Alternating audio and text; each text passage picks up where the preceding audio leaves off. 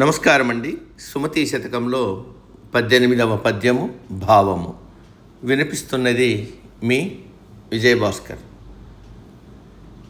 ఏరకు మీ కసుగాయలు దూరకు మీ బంధుజనుల దోషము సుమ్మి పారకు మీ రణమందునా మీరకు మీ గురువు నాజ్ఞమేదిని సుమతి.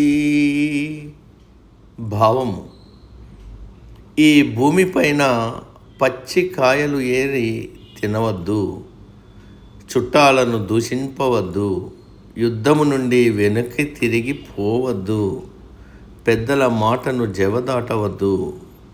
ఇలా చేయడం చాలా తప్పు సుమా. సమాప్తం. సర్వే జన సుఖినో భవంతు. అందరూ బాగుండాలి, అందులో మనం ఉండాలి.